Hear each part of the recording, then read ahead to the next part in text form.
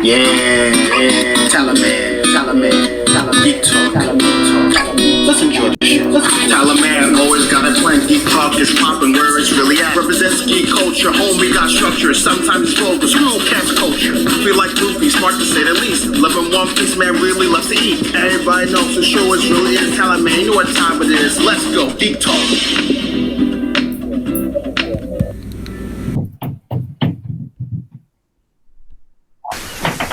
Scrapper, I need your help. Forget about it. I already got a pet. Snarl, come on, boy. Come on, Snarly. Snarl? Who's Snarl? Whoa! You named him Snarl?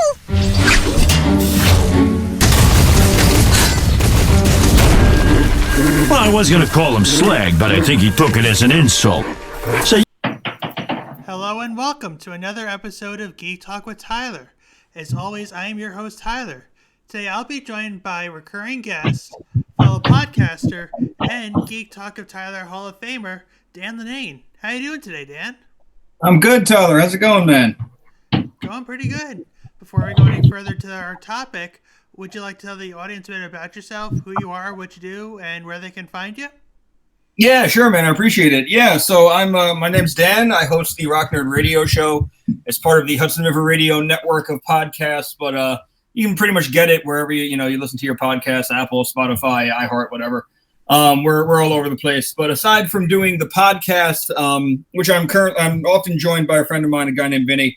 Aside from that, I also have a fledgling of a YouTube channel where I just talk about some action figure stuff that wouldn't necessarily translate well in podcast form, really needs a visual to show it off. So that's kind of where I'm at with that. And that's, I'm on Instagram, Twitter, or X, whatever they call it now, Facebook, Rock Nerd Radio. You're bound to find me. Awesome. To continue our Character Madness month, we're going to be talking about the names of character. What is in a name? A very good question. A Shakespearean quote, but we're going to be breaking down the names of characters.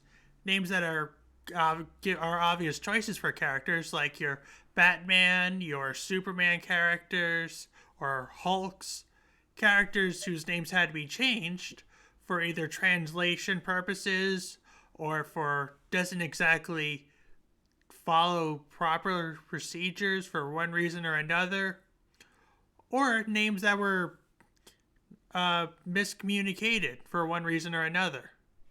We're going to start off with the most obvious one first. It feels like a lot of times when a character is given a name, it's a most obvious answer.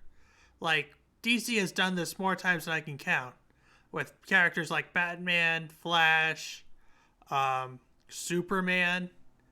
Why do you think that is? I mean, when you're talking about a character like Superman, he is the archetypal, the quintessential superhero. He was like the first superhero of notoriety. I mean, I don't think anyone thought a name like Superman, we'd be here all these years later still talking about it, saying how important it is. I mean, his name could have easily have been Strongman or Flightman or something that sounds like a Mega Man character, quite honestly. But no, obviously Superman, you hear it, and I think even if you don't know a lot about comic books, you immediately know what Superman looks like. You can see the blue and red and yellow on the costume, a man with the cape. Obviously you're going to think of that as being some type of bastion of hope, which, as the DC universe kind of helped us all know that the S isn't an S, it actually stands for hope. But it's just one of those names that as soon as you hear it, I think as long as you had the minimalist of exposure to it, you're going to know that is a heroic type character. And it is funny that we have Marvel that goes the other way with that. I mean, obviously there are characters like Spider-Man and Sabretooth that kind of represent exactly what they are. Mm-hmm. But then there are kind of characters that are kind of like combined names. You ever notice that? That's like two words make up one name? Yeah, I feel like that's a lot of the place all over pop culture. Transformers especially, you can literally take two metal sounding car type words and throw them together and there you have a Transformer name. But it definitely happens a lot. And I don't want to say it's due to a lack of creativity. I think it's so that when you hear that name, you'll kind of understand what that character is about. Like in terms of the Flash, you had mentioned him. If the character's name was, I don't know, Quickie or something, like you might assume a speedster, but it might go somewhere else too in your mind. If the character's name was like, supersonic, maybe you'd think of like loud power and sound power. So, something like the Flash, again, it might take a little bit of explaining that he's a speedster, a guy who can run fast, but, things being gone in a flash, done in a flash, I think it fits, Well, it's funny that you mentioned the phrase Quickie, because I'm going to refer to the previous clip I mentioned. The Dinobot that was once named Slag, or if he was a rapper, the Dinobot formerly known as Slag. Was actually called slag because it was the melting process of steel, but in the UK, it actually is a derogatory term. So their slag is our slut. So you really can't have a Dinobot being called slut. Right. So from then forward, they just called it slug, as in, I'm going to slug you, and it just fit.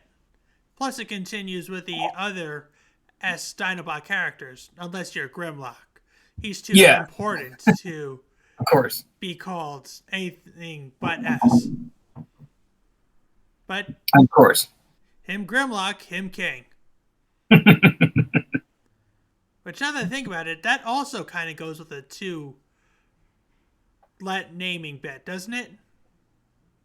What do you mean? Well, I mean the lock. Actually, no. Yeah. I suppose I feel like for him they wanted something that would stand out in terms of names, while the rest of the Dinobots, all have an S and can get confusing for like the Fairweather fans. I feel like Grimlock, that one, that's the one that stands out because he's the leader of the group. I mean, Savage would have worked, but yeah. Yeah, that's true. Yeah, but I guess what's past is past. But then again, there are times where, and you mentioned this in our Toys to Toons episode, where Transformers are the only franchise to use the same name but for different characters.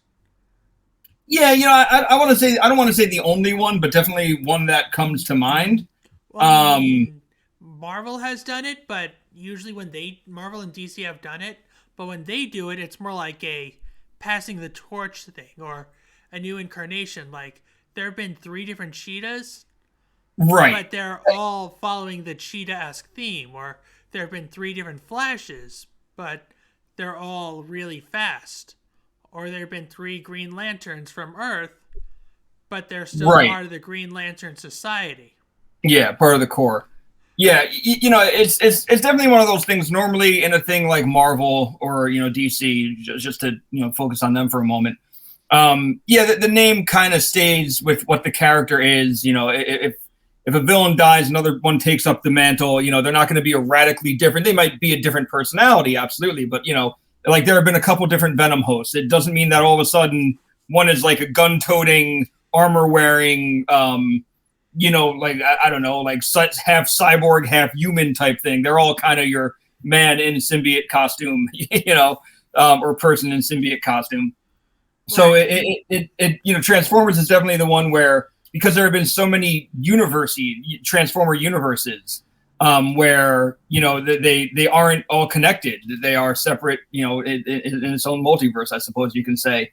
So having 2 different characters named Optimus Prime, they both might be the leader of the Autobot, but one might be the truck that we all know, and one might be a fire truck or something like that. Or in the case of Beast Wars, almost almost like an ape. Or if we're going to go back to Beast Wars, we have Inferno, the insane, loyal Fire Ant Predacon, right? And the Generation 1 fire tank. Exactly. Yeah, the G1, fire truck. There are a couple in Beast Wars. Rampage from the show. He's a transmetal who turns from a robot to a crab to like a artillery station. I don't know what to call him. The original Rampage was just one of the original Predacons, and even that name too. That they became originally in the original continuity of Transformers G1. The Predacons are a subgroup of Decepticons who merged to form Predaking, And in Beast Wars, the bad guys are collectively the Predacons. There's a lot more than 5, and they're not combining to form Predaking. And that name also gets tossed around. So literally 3 in a grouping there all get used multiple times. Or in Transformers Prime, the Predacons were basically their version of dinosaurs. Yes, that too. Which is kind of interesting when you think about not only the names of characters, but name for groups as well. Or when you think about it, let's face it, DC and Marvel have played the pissing contest since modern comics have been a thing. But they've even done this with names. Like in Marvel, we have Apocalypse, the character, and then we have Apocalypse, Darkseid's home world. Yes, spelled differently, but yes. Okay, yeah, but still pronounced the same, so I think that kind of counts. Yeah, no, it's true. I mean, in certain words, it's not like the word apocalypse is a Marvel invented, like copywritten word. It's as a character's name, it is a word in the English language. So having it get used for other things, it happens. This isn't something where it's like a name like that. Obviously, if DC put out a character named Apocalypse and just changed the C to a K, everyone would be pointing their fingers and saying who came first and things like that. Whereas we're comparing a planet to a character. But like it'd be one thing if the meme I see thrown around quite a bit is how you have a blind man in the Marvel universe who has a radar sense and works off echolocation, and a man in the DC universe who has no superpowers, has a lot of money and can beat up criminals, and their names are Batman and Daredevil. And if you didn't know who those characters were, you'd probably think the other one was the opposite name. It would have been weird if Batman was called Daredevil as well, or Daredevil was called Batman as well, or something like that. They definitely not that Batman and Daredevil are the same character. I'm not saying that, but they definitely try to find creative ways to use similar names very often. That's a good point, and it's kind of like, did you ever see the movie Life of Pi or read the book? I haven't actually. I've seen. I feel like I saw the movie, but it didn't stick with me. There's a scene where they meet the tiger, and the tiger's name is Richard Parker. It's like, wait, the tiger's name is Richard Parker? It's like, yeah, on the application, the tiger was named Richard Parker, and the hunter's name was Thirsty. So we just decided to keep it. That was kind of the little joke in the book. Nice. Which kind of actually reminds you of the whole Batman Daredevil thing. Like, you think the guy who would be blind as a bat would be Batman, and you think the guy who scares people would be the Daredevil. Yeah, with no superpowers, jumping off buildings, stuff like that. Yeah, it really kind of makes you think, doesn't it? I suppose it does. Yeah, but did you actually know that there's a Batman in anime? Unrelated to the DC character, or? Yeah, very much unrelated to the DC character. I don't think I was aware of that. In One Piece, there are these. How familiar are you with One Piece, by the way? Before I go any further. Familiar enough. So. Okay, so for those of you that don't know, they have these things called devil fruits. If you eat one, you gain a power. One of which are Zoan devil fruits. You eat one and you turn into an animal. And during the Wano arc, they had artificial Zoans, where you eat it and you gain part of an animal's body. It's weird. You got to look it up. But there's a character whose lower torso becomes that of a bat's, and his name is literally Batman, spelled the same way. Interesting. How they got away with that, I honestly don't know. Yeah. I guess it's not the marquee name of the series. Maybe they overlooked it. Possibly, but I think this kind of goes the translation thing. Dragon Ball is another good example. There is going to be a character in Dragon Ball Super, a purple Egyptian hairless cat. He was originally going to be named Virisu, which is the Japanese word for virus. But when Toriyama heard the name, he's like, oh, Birisu, which is Japanese for beer. And he named all the other gods of destruction after alcohol. Which, to be fair, if anybody's ever seen Dragon Ball, a lot of the characters are named after food, so that wouldn't be much of a stretch. Yes, they are. Yeah, which now that I'm thinking about it, a lot of the characters that do exist have a themed name to them, like when they're together. You ever notice that? That's true. Like, let's look at gargoyles, for example. Instantly, hashtag keep binging gargoyles. The gargoyles themselves don't get named, at least by traditional gargoyle custom. But except for Goliath, who was named by the humans. But when the other members of the Manhattan clan got there, it started off with the gargoyle who became Hudson. He's like, nothing's real to you unless you give it a name. Like that river over there. Does it have a name? And the Lee Zamaza is like, yes, it's called the Hudson. He's like, fine, I'll be the Hudson. And then the other trio named themselves Brooklyn, Broadway, Lexington, and they named the dog the Bronx. Which kind of fits the New York theme that they're part of. Now, what Exactly. why do you think characters go with themed names? I mean, again, I don't. It's it's more the creators going with themed names. Honestly, it just might be a bit of writer's block sometimes. If there's a deadline and you're trying to get these characters out, you just want to publish your story, whatever. If those names sound good to you, and it just works out. There have been so many themed characters throughout the years. Ninja Turtles, all being named after Renaissance painters. Like you said, gargoyles all having, New York centric names to them. Just even like G.I. Joe characters, the original group kind of, a lot of them having military centric names, maybe not all of them, but, a lot of them. And just even like I said before, Transformers, a lot of them, especially the Autobots, have like car names. You have Tailpipe, and you have, Wind Charger, and you have, Hot Rod, just things like that, because they turn into a car, most of the Autobots, especially the original cast, they're going to be like named along that. Not every single one follows that line, like Bumblebee, that is not a car, but maybe it's a play off a Volkswagen Bug. But for the most part, they're naming things kind of just to get stuff out there, to make it easy that for the fans, the kids in a lot of cases to remember. I think the outlier with Transformers is Optimus Prime. I had known Denny O'Neil prior to his passing, and I once asked him how he came up with the name, and he basically said he just needed something that sounded more heroic than everybody else, and that was how he came up with it. Really, what was he like in person? He was a nice guy. He was quiet. I worked with his wife for a number of years, and would go over there to fix their computer pretty often. Not pretty often, but fairly often.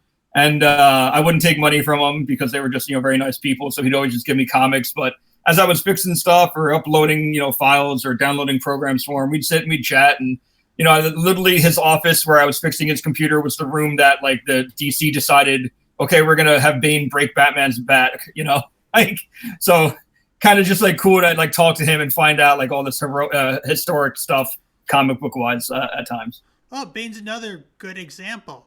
Well, not Bane, but Venom specifically. Yeah. Venom in Marvel is a character, but in DC, Venom is basically steroids. Yep. And in Transformers, there's a Venom character as well. So, that's another name. It's a common thing. Like Snake Venom is a thing. So wait, in Transformer, is he like a Predacon that turns into a snake or something? I don't remember if there's a one in Beast Wars, the original G1 continuity. One of the deluxe Insecticons that only came out as a toy, was never in the show, was named Venom. All right, that makes sense. I feel like it would have an animalistic alternate mode. Yeah. It turned into some type of beetle or something. I forget which one it was. Some kind of venomous insect, probably, but it feels like a lot of the 80s characters did have a lot of lazy writing. Like even Thundercats, we have Jackal Man and Monkey and Vulture Man. Yes. And I'm a fan of the original Thundercats, it's pretty much what they are is their name. Even more than that, you have like a character like the Driller, who's just a human drill. You know, you have Hammerhand, who's a guy with a giant hammer-esque hand. And, you know, even the Thundercats themselves, Chitara looks like a cheetah. Tigra looks like a tiger. Panthro looks like a panther. You know, like, it's all there. And again, like, I don't think they were looking for overly complicated names. You know, you want these kids to know, and, you know, their parents who might be a little clueless to it, to be able to pick it out from a lineup. You know, if I was a kid and I said, I want Lion-O, and my mom didn't really fully know what that was, if she saw a lion-looking man, she'd be like, oh, that's probably the lion guy. You know, obviously it was all probably on the package and everything, but there is that to it. No, but I think Thundercats, the first reboot, was the only name where a character's name got changed to meet the species. Like, it wasn't Jackalman the character. Jackalman was referred to the race of dog-like creatures. Yes. The monkey, yeah, I think he was called Atticus or something. I think so, yeah. No, I think Atticus was the monkey. But I forgot what the dog's name was, or the jackal's name was. But either way, those names were referred to the species. It's like, but the only one who kept it was Sly. Right. So to be fair, he was like the head honcho of the mutants. So that wouldn't make sense, though, right? Yes, exactly. Yeah. Also, that doesn't really make sense. It's like the Slythe people. It's like, no, just call them the Lizard Men. Yeah, exactly. Exactly. But how often, well, if you ever notice, like, when we see names get translated for one reason to another, you'd be surprised on how they sound. Pokemon is a phenomenal example of such. Like, when you see some names here, they're translated into other names. What you call it? Run forward. Like it's obviously not gonna be called Pikachu here. They're obviously gonna be called something different over there. Well, my understanding, and maybe I'm wrong, but I always thought that Pikachu was a Japanese name that they carried over, and perhaps I'm wrong, but I do know that like others like Ekans and Arbok, which are literally snake and cobra spelled backwards in English, you know, aren't that in Japanese. You know, they definitely kind of changed the translation so that American audiences would be able to identify, you know, a character more than another one. There are still some ones who have names that when I try to pronounce it just sounds like blah, blah, blah. You know, especially as we get in later generations of Pokemon where I kind of fall off from knowing everybody. But yes, you know, that original bunch, you know, that original 150, 151, it is very much a like, okay, we Americanized most of these names for you. Okay, that's actually a fair point. Pikachu might be the only one that's universally kept, maybe. The only reason why I feel like I read that, and I could be wrong, like I said, but the other reason why why that sticks out of my mind was my friend's dad, the year that Pokemon came out, was like the Christmas thing. My friend's dad went down to Chinatown to buy a bunch of Pokemon toys, and he got the Talking Meowth and Pikachu, and it was a set, and it was all in Japanese. And when you talked, and when Meowth talked, rather than being like Meowth, that's right, and whatever, it was all in Japanese. So it was like nah nah nah nah nah, like, and it was clearly like a toy that, you know, he got in like a Japanese store. He couldn't find it in Toys R Us or KB or whatever was around at the time, so he went with that. And then when you had Pikachu, who was in the set, he would still go Pika Pika. So like, unless it was just the weirdest knockoff bootleg ever, I always thought it was very interesting that Meowth would speak Japanese phrases where Pikachu was going Pika Pika Pikachu. You know. Yeah, but if you were going to talk about lazy name writing, I would say Digimon has to go for it. It's like you just put any name in front of Mon, and then you got yourself an automatic Digimon. Yeah, I definitely remember thinking that when Digimon was on. I was never much of a Digimon kid, but my younger cousin would watch it. I remember, you know, because they would Digivolve. I recently remembered that word. Into like, you know, another form. And like it'd just be like, now they're like Tyrannomon because they look like a Tyrannosaurus, or like they'd be like, you know, Angelmon because they look like an angel. And I was like, this is some lazy naming. Not trying to knock Digimon. Please don't come at me. I mean, don't get me wrong. The character designs are phenomenal. I'm not going to knock that. The name writing is just absolutely lazy. I'm going to definitely say that. And it's funny. there's a lot of times when you go to character naming, spelling is a factor. Like Frieza from Dragon Ball, a lot of people assume it's spelled with an I, but there's actually no I. It's really Right. where you are kind of a thing. Exactly. You know what I found really interesting? Have you ever seen the show Franklin? The turtle? Yeah. Yeah. Okay, so why is it that he is named Franklin, but all of his friends are named after exactly what they are? I mean, I'm not the author of that series, so I could not answer that one. That is weird, though, right? It is definitely weird. You know, maybe it was just he was a standout character and everybody else was an afterthought. But yeah, it is definitely strange that in a show like that we have Franklin, who is a turtle, and then we have his friends who are what they are. Right, Bear the bear, or Beaver the beaver, Rabbit the rabbit. Like if I ever write another children's book, I would just swap the names, like Rabbit the bear, or Beaver the goose, or Woodchuck the fox, just to screw with everybody. I get that. Although I think they actually did that in an episode of BoJack Horseman. One was Wolf Blitzer and something Fox, I forgot who. But Wolf Blitzer was the fox, and the other guy was the wolf. Yeah, I mean, it's been done, maybe not to an animal degree, but I think it was the King of the Hill episode where Hank Hill's father was talking about his time in Vietnam or something. And he was like, you know, there was Cincinnati, he was from Brooklyn, and there was, you know, like Chicago, he was from California. Like, basically all their names weren't where they were from, but that would be their names. Oh yeah, it was Brooklyn, there was Fatty, Topsy. I do remember Fatty, that's true. Oh, man, that was a fun story. I just gotta love the terminology, the old school racist terminology he used for it. Yeah. Very character appropriate for old Cotton. Yeah, and I think that's something we need to consider. Like how much I don't think malice is an appropriate word. Like, let's look back at Slag. I don't think we should really give much hatred to his name because we didn't know any better. Although it's funny, in Beast Wars, that word was used as a derogatory term. Like, oh yeah, that like was Rat Trap just would slag it or something, yeah. Right, or slag the High Council. Right.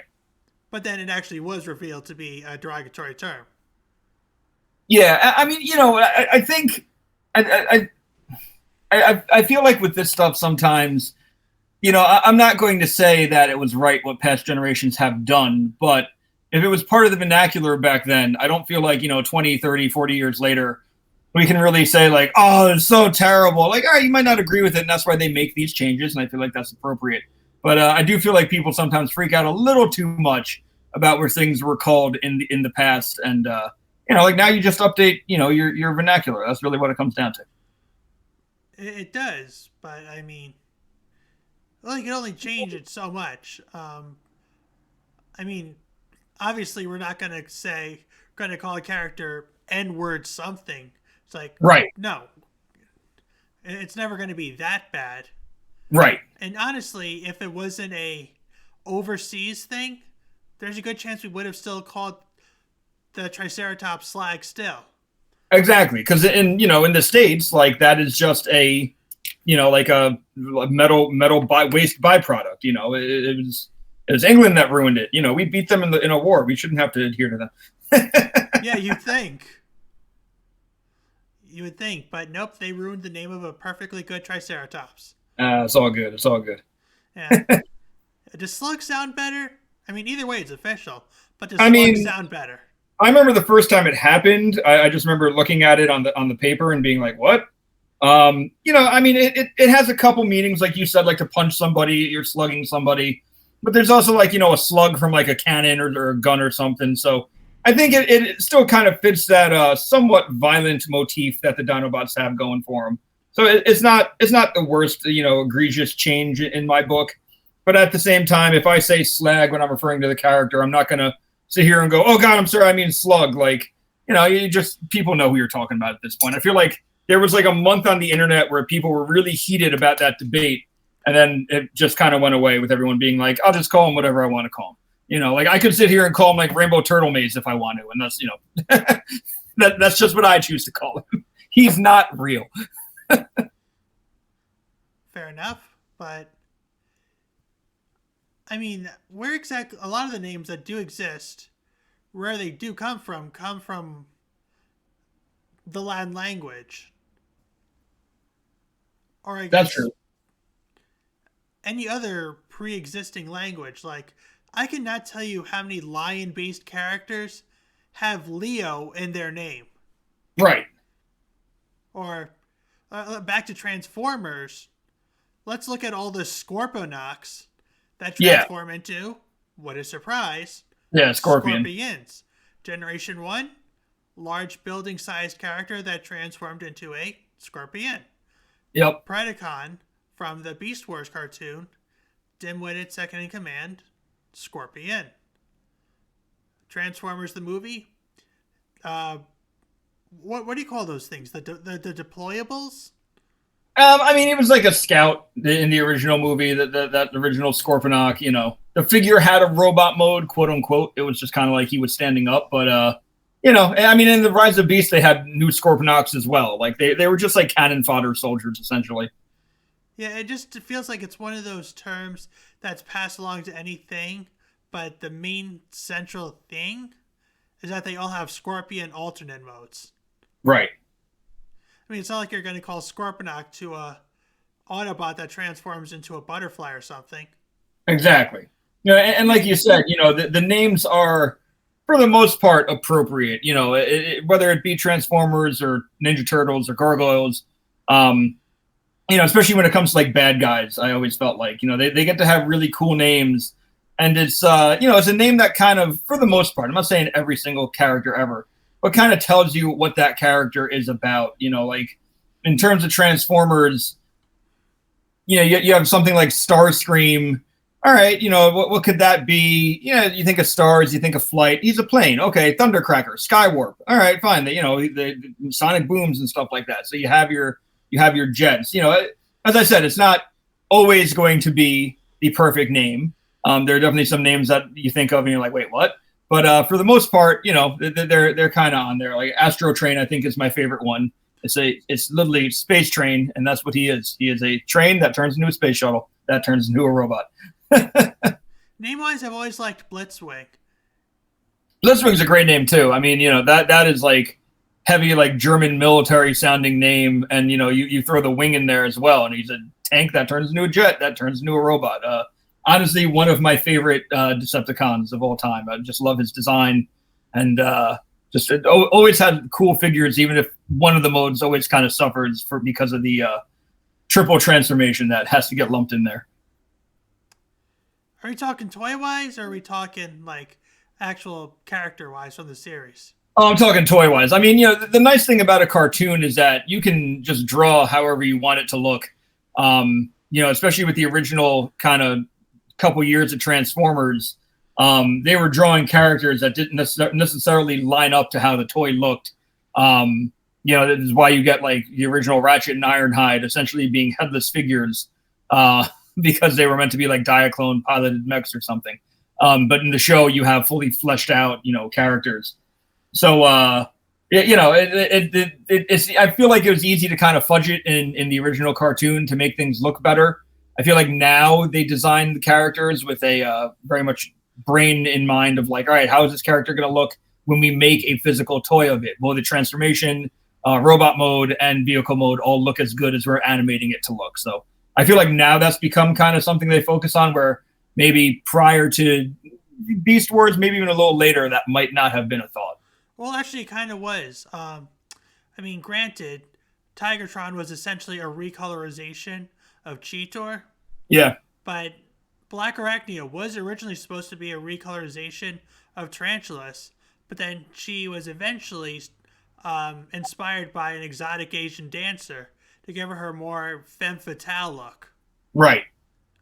So I think that's something to do with it, but other than that, no. Essentially a redesign of Tarantulas. Yeah. And you know, that original figure kind of is just like a. I haven't handled the original figure in a long time, if ever, quite honestly. So I don't know if it is just a straight up repaint of Tarantulas, but it pretty much looked like it didn't look like what you see on the screen. I know that. No, and it's funny that a lot of the Transformers that do exist either transform into something very larger, like, say, Transformers Prime Predaking from robot to giant metallic dragon, Yeah. or something smaller, like Generation Megatron, to the gun from Uncle. I forgot Right. what the exact brand is, but Oh God, I know it. It'll hit me as soon as we're done talking. a Walter something. Walter P-38. Walter P. 37 or 38, yeah. 38? In one of them, yeah. Yeah, but then again, that must be Cybertronian technology that we don't know yet. Yeah, something like that. Still, that's got to be. I feel like Megatron was too on the nose for a name. He's like, "Oh, I'm the leader, so I'm a Megatron," something. Yeah, I mean, the name was taken off like a Megaton bomb. That's where essentially it comes from. They just didn't want to use Megaton, so they used Megatron, making it sound more robotic. You know, but yeah, again, like it is a very powerful, in charge kind of sounding name. I mean, a lot of the X-Men do have very obvious names. Beast, whatchamacallit? Storm. Storm, Cyclops. Yep. I feel like Wolverine's name is very inaccurate. Don't you think?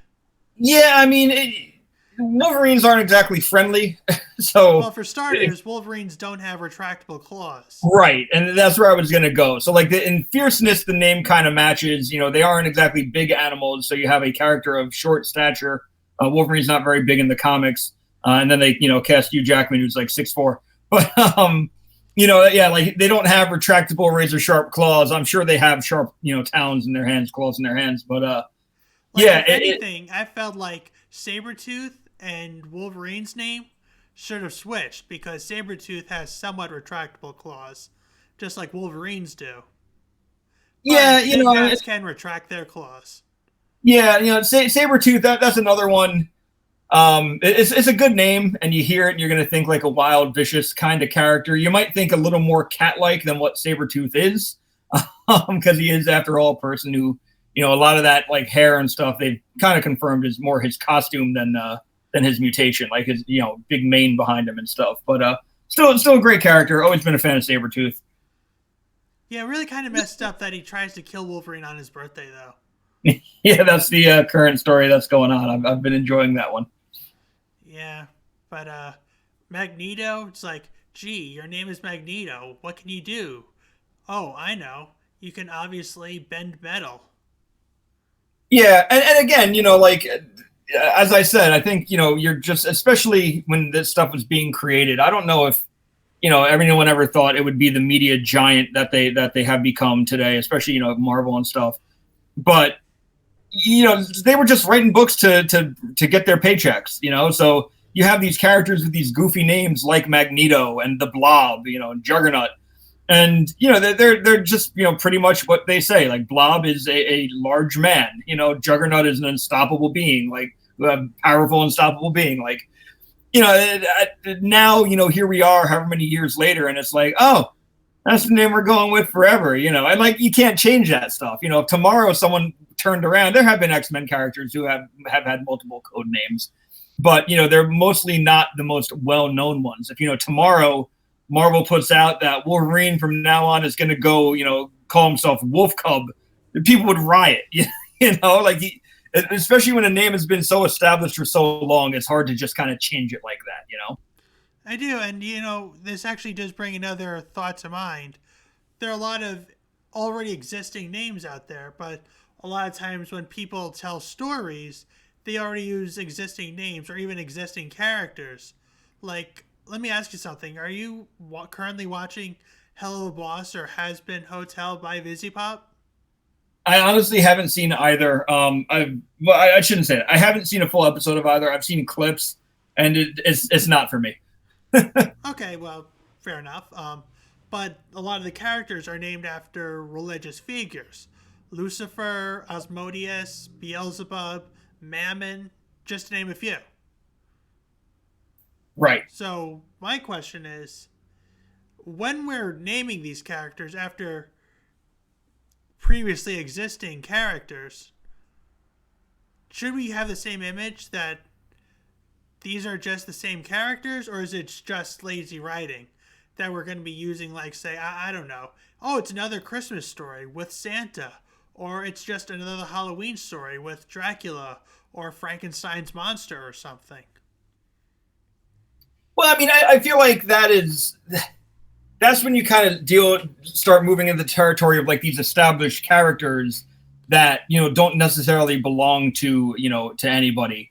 You know, the idea of Dracula being, I believe, public domain, you know, Frankenstein's monster, stuff like that. They're both Marvel characters at this point. Well, yeah, and that's the thing. There have been Marvel iterations of them. And you know, there have been, I'm pretty sure, DC iterations of them. There's been all kinds of iterations of them. I'm not entirely sure about that, but, well, actually, I know there was a Batman, the 2004 series, where he went up against Dracula. Frankenstein, I'm not sure. But there's a Frankenstein in DC. Right, but I do know that Frankenstein's monster is part of the Howling Commandos at one point. Yeah, and you know, that's the thing. Like they're going to use these characters that they can get away with, and you know, they'll change them however they want. They'll add their own touch to it. You know, if I'm going to have a, you know, I don't want to say Lord of the Vampires, because you could easily just rename, you know, a vampire character, you know, something else. You could call, you know, Vampire Lord. You don't have to use Dracula. It's probably the one most people think of, but you could call it something else. But, you know, just like those kind of established things, especially when you're talking about like religious figures, you know, if you're writing a story about the devil and you know, at some point you'll at least acknowledge the term Satan, then, you know, like, what are you going to call him? Like Sam the whole time? Like Sam, the ruler of hell? Like, it's not going to hit it right away. It's going to look like a parody, and people I don't think, would take it as seriously. You know, I mean, obviously characters have nicknames and stuff like that, and I totally understand. But I feel like, you know, if you are saying, hey, this is this character who the general public would know as, you know, whatever the function is, it's harder to just kind of decide, I'm going to call him something else, you know? Yes, and it's funny that a lot of the times, when we obviously see an homage to a character, let me ask, are you a fan of Rick and Morty? I watch Rick and Morty. I'm not a diehard. I think it's a controversial statement, maybe. I think the reason why I have a hard time getting into Rick and Morty is because of the diehard fans who are a little just what's the word I'm looking for? Toxic. Annoying. Toxic. Yeah, like, you know, like the fact that they thought it was cool, some of them, I'm not saying everybody, but when McDonald's brought back the Szechuan sauce, that, you know, some of that fan base thought it'd be cool to go on McDonald's and wreck them if they didn't have the Szechuan sauce, because that's what Rick would do. Like, no, then you don't understand the character and you're just, you know, a piece of garbage. But, you know, anyway, I'll get off my soapbox. That's listening, if you idolize Rick, clearly you're getting the wrong message from him. That's number one. Yeah. Number two, I totally understand that. That's the problem with a lot of series in general. It's the shows may be good, whatever it is you're following, but a good portion of the time, the fandom may be toxic. So that could be a hindrance to new people wanting to watch whatever it is. It could be something like, say, Rick and Morty, Game of Thrones, Breaking Bad, doesn't matter. As long as the fandom is toxic, can't English today, excuse me, then there's a chance, no matter how small it is, that new followers aren't going to want to reciprocate that feeling of wanting to see that. Exactly. Now, back to Rick and Morty, though, there's an actual post-credit scene, like what they do for Marvel. There's a group of vampires where they got notification saying, "Sir, we just got word that Coach Ferrazzo is dead." It's like, oh, this is a day. Wait, his name is actually Coach Ferrazzo? Are you fucking kidding me? And yeah, like doing a twist on that is, you know, again, it's funny, but it was meant for comedic, you know, purpose, you know? Yeah, it's like, was he just trying to be funny, or was that actually his fucking name? Okay, right. Seriously, people, don't name yourself. if you're gonna hide in the human world, don't name yourself such after obvious vampires. Seriously, it's like it's like painting a red dot on your fucking back. I hear you. So that was kind of funny. It's like it's like what you call it, a vampire deciding to name himself Alucard or something. Oh, wait, that happened. Yeah, it did. I was hoping you'd get the reference. Nice job, by the way. Thank you.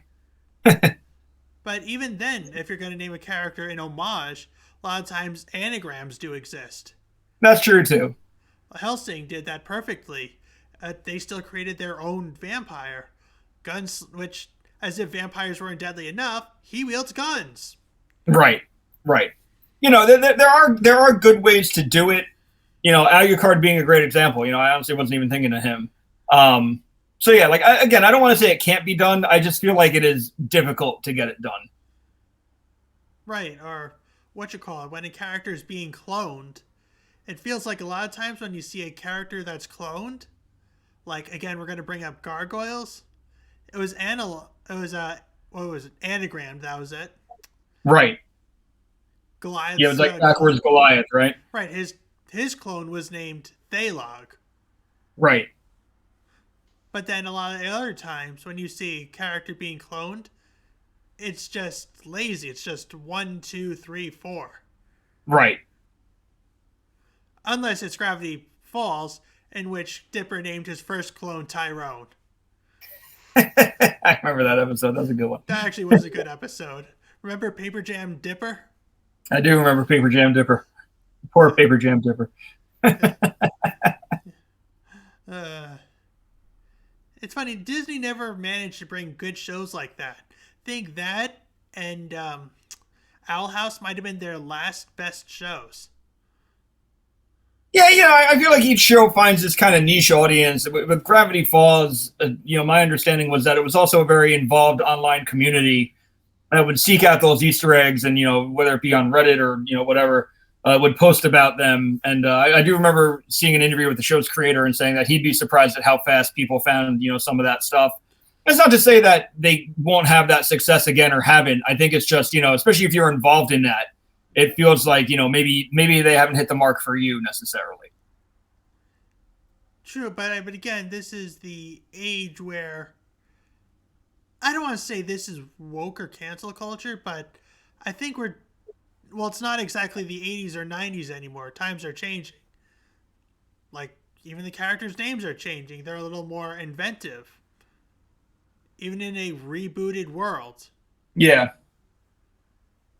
When we're introducing new characters. Like, do you remember X-Men Evolution? Of course. Yeah, that's the very first time we saw X-23, I believe. Yes, that was her first media appearance. Yeah. And I believe you told me she debuted as a prostitute in the comics? Yeah, and so shortly after that, a comic called NYX was coming out, and it was basically a comic of mutants who weren't, you know, the fame level of the X-Men, and X-23 was a prostitute living in New York City. Still had all her same powers that you've known, but yeah, she was a prostitute in New York City. They've kind of changed that backstory since, because now that she is a very popular, very mainstream character, I feel like they thought maybe it wouldn't fly. So, but it's funny that a lot of the characters who were introduced in media, like TVs and movies, do become more popular. Of course, most notably Harley Quinn, who was named after the jester Harlequin. Not really much of a creative name, but there you go. Yeah, again, you know, that was one that, you know, even the people on Batman, Paul Dini and such, you know, I think that the popularity surprised them. She was meant to be a one-off, you know, just one episode appearance, and ended up becoming this thing that, you know, this character that appeared in multiple episodes, and now, you know, has her own animated series on HBO Max, you know, like, just as a character who has exploded in popularity, one that a lot of people recognize and know to this day. Yeah, let me ask you something. Do you prefer the shortsy, more, out there Harley Quinn design, or the original DCAU Harley Quinn design? You know, I feel like it, I feel like it depends on what's going on with the story. You know, I'm fine with like the Jester type one if she's being like Joker's kind of sidekick, you know, that. But, you know, in an effort to individualize her and move her on from the Joker, I feel like having, you know, her own costume now is, you know, not the Jester outfit is fine. You know, again, I remember when the New 52 started and she was like, you know, one of the big names in the Suicide Squad book without the Joker. It was nice to see her kind of have her own identity, not necessarily, you know, just be, you know, Joker's, I don't want to say girlfriend because she's not his girlfriend. But Not anymore. well, I mean, even then, like, and that's my biggest argument. You know, I hate when people are like, "Oh, my relationship is like the Joker and Harley Quinn." Like, he used her. There was no love there. He loved abusing her. He loved using her. You know, he wouldn't give her attention. She'd come crawling back. He got off on that. That is not a relationship goal that anyone should have, because then you are in an abusive, terrible relationship. I mean, So, unless you're I Bella want to and make that Beauty. perfectly clear. Well, unless you're Belle and Beast from Beauty and the Beast, they found a way to make that work. Yeah, I mean that's you know that's I don't even want to go into that one. But no, like Joker and Harley Quinn is a straight up abusive relationship, and no one should ever have that as a goal for their relationship. And to the point where I've gotten into fights with people about that. So Yes, well, no pun intended, but riddle me this. You remember when the original Robin left Batman and he became Nightwing? of course, Okay, yeah. Dick Grayson. We recently said this on my show too. Dick Grayson is probably one of the most important comic characters ever. For DC or in general? In general, just what he is that character who was a sidekick who got to grow up and have his own identity and not have to be tied to that original appearance. And that is something that they have a hard time doing with a lot of characters. Harley Quinn is a good success story as well, but Dick Grayson probably the most notable one of the most important heroes, to the point where DC has even acknowledged in continuity that he is one of the most important heroes ever. Good point, but back to what I'm saying. Yeah, sorry. No, it's cool. Why do you think Harley Quinn didn't change her name like the way Dick Grayson did? I mean, I feel like at that point it's a play off her own name because her name is Harleen Quinzel. So, you know, like what are you going to have her go at that point? Like Mad Harleen, something like, you know, like I feel like for her it's just a fine name. With Dick Grayson becoming Nightwing, you know, that was the change to symbolize, hey, I'm not Robin anymore, which I felt was a good way to do it. You know, maturing that character and moving him on. All right, fair enough. I guess other examples of characters that made their debut in media, several within the DCAU, but outside of DC lore, there was Bebop and Rocksteady from the Teenage Mutant Ninja Turtle franchise. Yep. I believe Lockdown made his debut in Transformers Animated. Yes. And even became the villain of the third movie, was it? Fourth, I want to say. Yeah, fourth. I think it was fourth movie, yeah. Yeah, it's hard to tell with the Michael Bay stuff. It just gets too crowded. Well, exactly. No, it was the fourth one, because the third was where we were introduced to Shockwave. Yes. Yeah, now I remember. But yeah, even characters that are still introduced to new media, at least prior to them being canon, I should say, still have a difficulty trying to find a name for themselves. No pun intended.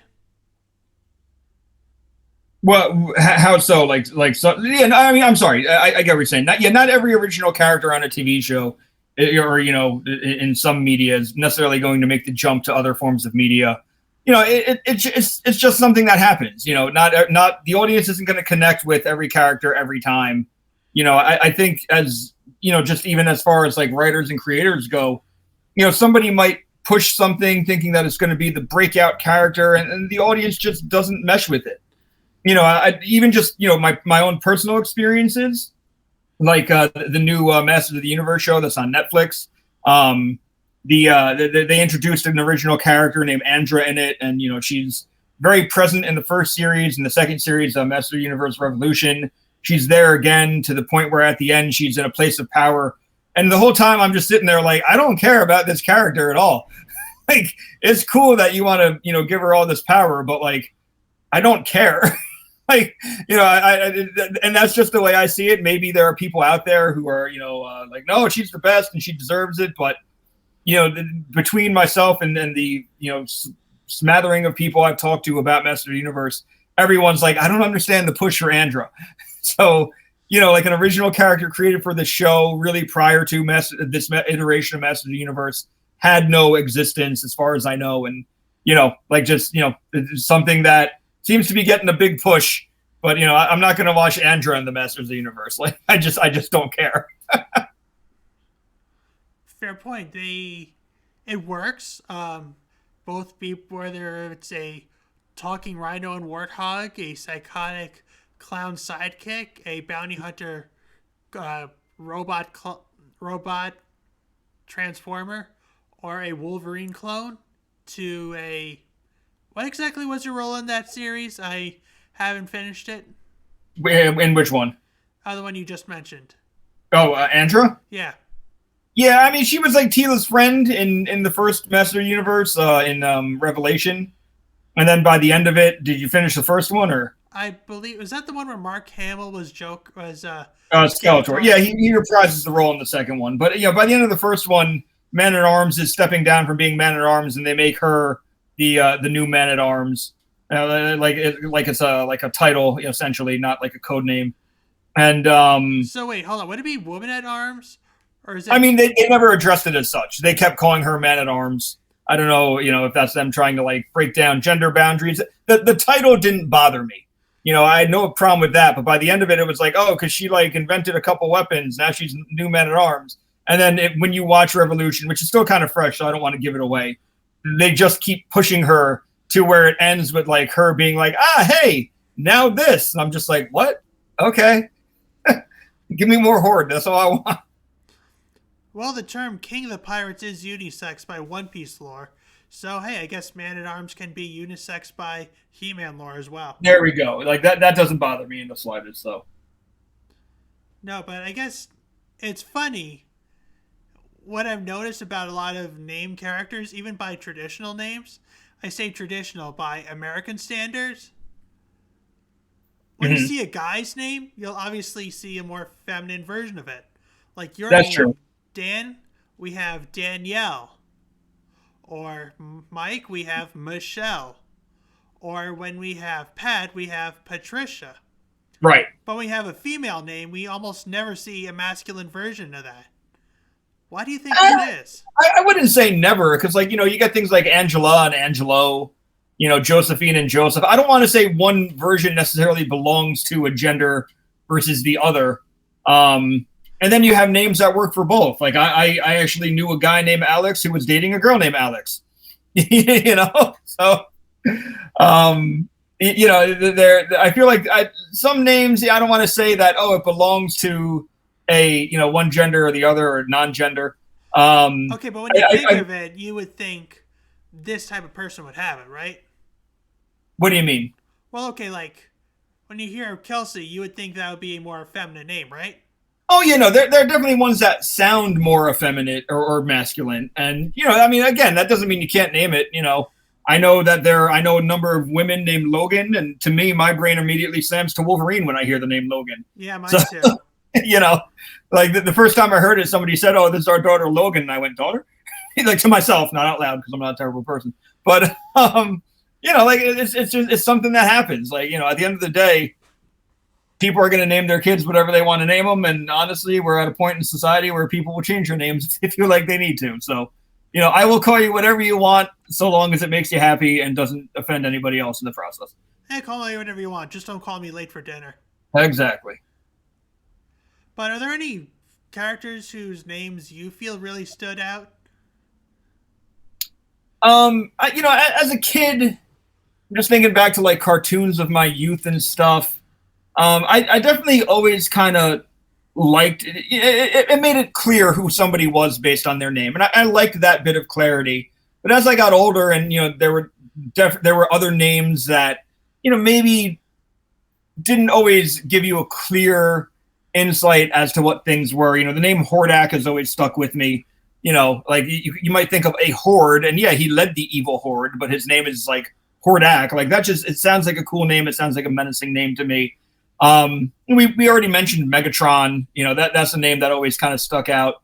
But, you know, just in terms of like, you know, in terms of like, I grew up reading 90s comics. So like a character like Carnage, that was always a cool name, which really could have fit any type of maniac character. The fact that it's, you know, Venom Part 2 essentially, and like an even crazier version, I always thought was cool.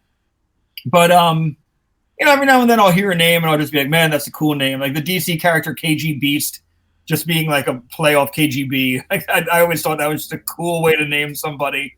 There have been a lot of interesting names that when I hear, I definitely go, oh, wow, that's a cool name for a bad guy or for a good guy, or, you know, just a character in general. I've never seen a menacing superhero with a menacing name. I've never seen that. Like, yeah, I mean, and that's the thing. I don't know if that's because we kind of want our heroes for people to know they're good. You know, like if there was a superhero called like Trouble Man, who, you know, his purpose was to stop trouble and, you know, catch the bad guy. I mean, you hear that and you might think like, oh, is he causing trouble? Is he a troubled individual? Like, so I feel like it's just in terms of naming for people, they tend to lean more darker for evil characters and a little lighter for good characters. It doesn't always work out, but for the most part, you know. Closest we have to a dark named superhero is Punisher, but even then he's more of an anti-hero. Yeah, Or you know, that's true. Anti-villain. I always get the term confused. Yeah, I mean, anti-hero, you know, I think that's the way to go. Vigilante. Yeah, anti-hero. You know, he's definitely the type of guy who's just, you know, doing whatever he wants and not necessarily listening to he listens to his own laws and not the laws of society kind of thing. So, I mean, that's definitely a valid point, or what you call it. I mean, like I said, we've had a lot of characters on the nose, and a lot of them in comics are named after animals: Vulture, Rhino, Cheetah. yeah. I feel like, you know, because the animal kingdom is so large, it just gives a good, you know, a good pool of names to pull from. You can easily, you know, think of a predatory type animal and say, oh, I can make a character around that. You know, it's, I don't want to say lazy writing, but it's definitely an easy way to think about it, you know? True. But even then, the name could depend on the character design itself. Like, what you call it? A lot of the times when we see Rhino, he's in that... It's not made of metal. What's his suit made out of? Rhino, that has changed throughout the years. But I know it's fused to a He's suit. in a suit. Let's just go with that. All right, it's an indestructible suit, but at the end of Amazing Spider-Man 2, he was just a guy in a mechanical Rhino suit.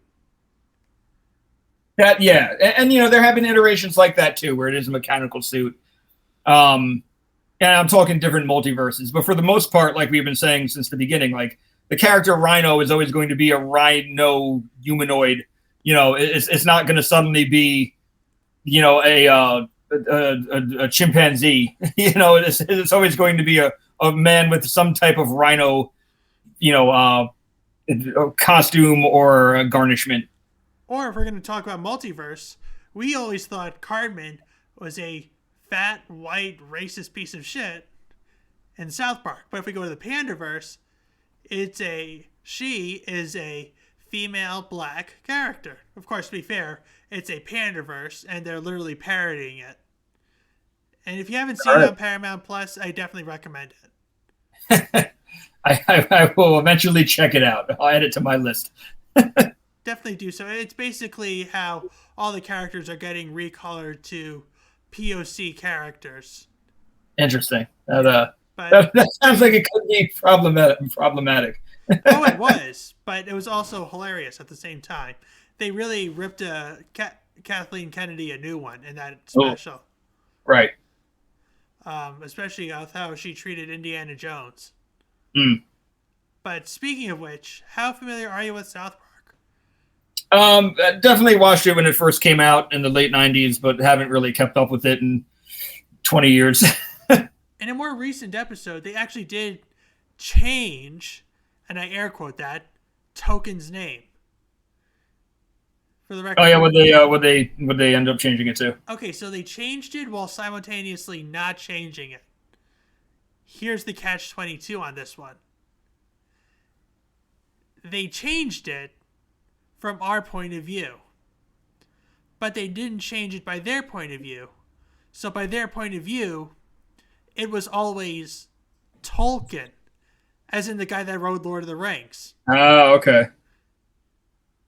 Even though you always see, like, Tolkien's Life Matters on Cartman's shirt and by Tolkien on his etc., etc. But apparently the entire time, his name was Tolkien, like the Lord of the Rings actor. Or Right. writer, I should say. Writer, yeah. And at one point, Stan's dad actually asks him that. Why did you name your son that? What do you mean? Well, I mean, isn't it a little odd that you decided to name your son, I wanted to name him after one of my favorite authors. What? Yeah, my wife wouldn't allow him to name him J.R.R., so we just went with Tolkien. Oh, his name is Tolkien. And that itself became, I guess, self-satire would be a little appropriate. Yeah, I get that.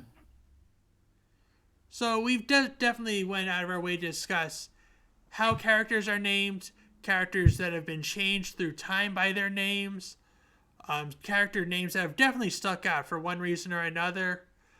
Dan, thank you so much for taking the time out of your busy schedule to be here. Yeah, man, I appreciate you having me on. You're always welcome on. One more time, who are you, what do you do, and where can people find you? Yeah, so Rock Nerd Radio, that's the name of the show that I host. It is on the Hudson River Radio Podcast Network. So HudsonRiverRadio.com or just wherever you get your podcasts. We're pretty much on all the platforms. Trying to have episodes up weekly, normally by Wednesday or Thursday. It kind of depends on when everything gets uploaded. But just have conversations about current going-ons in pop culture as well as deep dives in certain topics. And if you're doubly curious about the things I collect, there is a YouTube channel, same name, Rock Nerd Radio, where I show off some things that I bought and do quick style reviews because I know we are all busy people and you probably don't want to sit here and listen to me talk about an action figure for a half hour. So I try to do under 10-minute type stuff. So keep it short. Terrific. And if you like this episode, feel free to hit like, subscribe, and follow for more geeky content. And make sure you follow the host as well as his co-host. But no matter what you decide to do, remember that very important thing. Stay geeky.